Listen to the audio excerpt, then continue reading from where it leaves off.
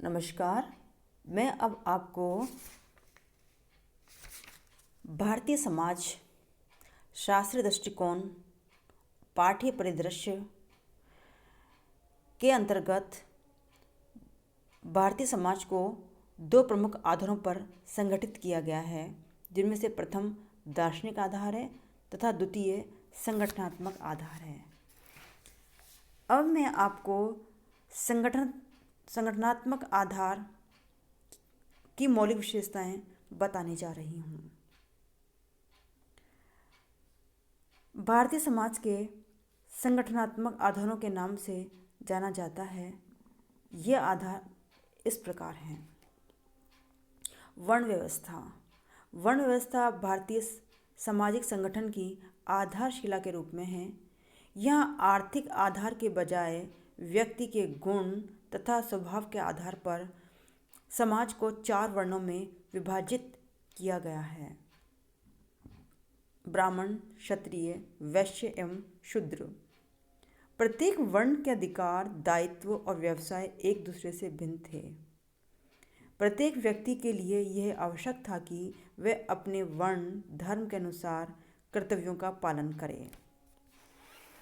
वर्ण व्यवस्था के अंतर्गत ब्राह्मण वर्ण की स्थिति सबसे उच्च थी, परंतु इस व्यवस्था के प्रारंभ में जन्म पर आधारित नहीं होकर गुण तथा स्वभाव पर आधारित होने के कारण व्यक्ति का वर्ण परिवर्तन संभव था।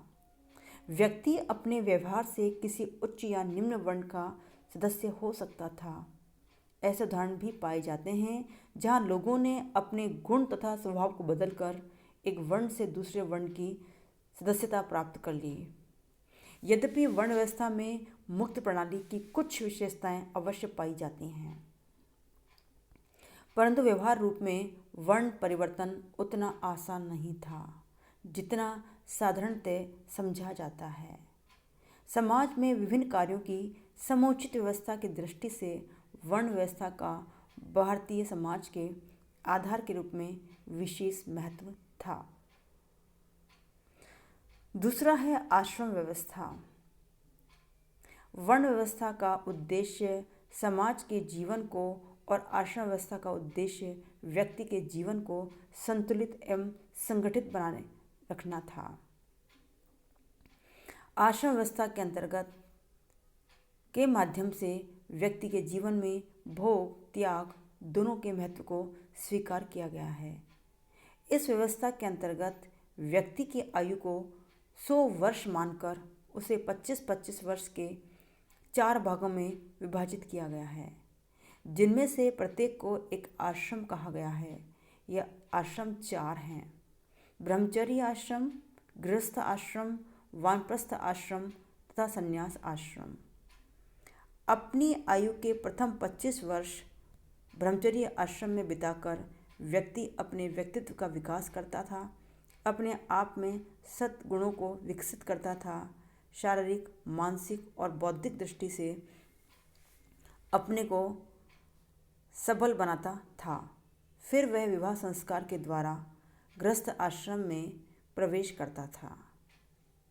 यहाँ वह धर्म की मर्यादा के अनुरूप अर्थ और काम का उपभोग करता, धन कमाता और अपनी काम इच्छाओं की पूर्ति करता हुआ संतानोत्पत्ति करता था। वहाँ वह प्रतिदिन पंच महायज्ञ करता हुआ समाज के अन्य सदस्यों एवं पशु पक्षियों तक के प्रति अपने कर्तव्य का पालन करता। 50 वर्ष की आयु प्राप्त कर लेने पर वह वानप्रस्थ आश्रम में प्रवेश करता। वे परिवार की सीमा से बाहर निकलकर संपूर्ण समाज के कल्याण हेतु कार्य करता। वे ज्ञान का प्रसार और समाज की सांस्कृतिक परंपराओं को एक पीढ़ी से दूसरी पीढ़ी को हस्तांतरित करता तथा योग्य व्यक्तियों के निर्माण में योग देता हुआ आध्यात्मिक चिंतन में अपने आप को लगा देता। 75 वर्ष की आयु प्राप्त करने पर वे संसार से विरक्त होकर संन्यास आश्रम में प्रवेश कर अंतिम पुरुषार्थ मोक्ष प्राप्ति का प्रयत्न करता। इस प्रकार आश्रम व्यवस्था के माध्यम से व्यक्ति अपने जीवन काल में 4 पुरुषार्थों धर्म, अर्थ, काम और मोक्ष को प्राप्त करने की दिशा में आगे बढ़ता। जाति व्यवस्था भारतीय सामाजिक संगठन के एक महत्वपूर्ण आधार के रूप में जाति व्यवस्था का महत्व रहा है। भारतीय समाज हजारों ऐसे जातीय और उपजातीय समूह में बटा है जिनकी सदस्यता का आधार व्यक्ति के गुण एवं स्वभाव नहीं होकर जन्म है। भारतीय समाज में कालांतर में स्त्रीकरण के आधार पर के रूप में गुण तथा स्वभाव का स्थान जन्म ने ले लिया। परिणाम यह हुआ कि वर्ण व्यवस्था जाति व्यवस्था के रूप में बदल गई। प्रत्येक वर्ण में जातियां बढ़ती गई और जाति की सदस्यता पूर्णतः जन्म पर आधारित हो गई। यद्यपि वर्ण परिवर्तन तो फिर भी संभव था, परंतु एक जाति की सदस्यता छोड़कर किसी अन्य जाति में पहुंचना प्राय असंभव था। धीरे धीरे एक ही वर्ण की विभिन्न जातियों तक में ऊंच नीच की भावना पनपने लगी। उच्च जातियों को अनेक विशेषाधिकार प्राप्त रहे तो निम्न जातियों को कुछ निरोगिताओं से पीड़ित रहना पड़ा है। जातीय व्यवस्था के अंतर्गत प्रत्येक जाति ने अंतर्विवाह की नीति को अपनाया। प्रत्येक जाति की अपनी जातीय पंचायत भी रही हैं जो जाति से संबंधित नियमों का पालन नहीं करने वालों को कठोर दंड देती रही हैं। ये व्यवस्था बंद वर्ग प्रणाली का उदाहरण प्रस्तुत करती हैं। वर्तमान में जातीय व्यवस्था के स्वरूप एवं कार्यों में विभिन्न कारणों से अनेक परिवर्तन आए हैं। इनके बावजूद भी अधिकांश भारतीयों के जीवन को जातीय व्यवस्था आज भी अनेक रूपों में प्रभावित कर रही है। संयुक्त परिवार भारतीय समाज के परंपरागत आधार के रूप में संयुक्त परिवार का विशेष महत्व रहा है।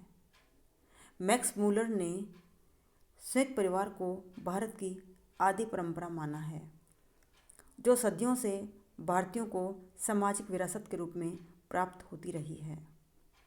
परंतु प्राचीन काल से ही भारतीय समाज की इकाई वास्तव में संयुक्त परिवार ही रहा है, न कि व्यक्ति।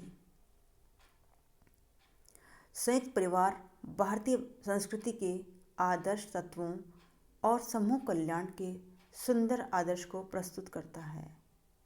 एक संयुक्त परिवार उन लोगों का एक समूह है जो साधारणतः एक ही मकान में साथ साथ रहते हैं, एक ही रसोई में अपना बना हुआ भोजन करते हैं, सभी प्रकार की आय का सम्मिलित रूप से उपभोग करते हैं, सभी संपत्ति के संयुक्त स्वामी होते हैं तथा सभी सामान्य पूजा या धार्मिक क्रियाओं में भाग लेते हैं। इसमें साधारणतः 3-4 पीढ़ियों के रक्त संबंधी होते हैं, यद्यपि कुछ ऐसे सदस्य भी होते हैं जो रक्त संबंधी नहीं होते। संयुक्त परिवार का एक कर्ता होता है जिसकी आज्ञा का पालन अन्य सभी सदस्य करते हैं। संयुक्त परिवार जातिगत नियमों के पालन एवं परंपरागत आदर्शों के अनुरूप कार्य करने का विशेष प्रयत्न करता है।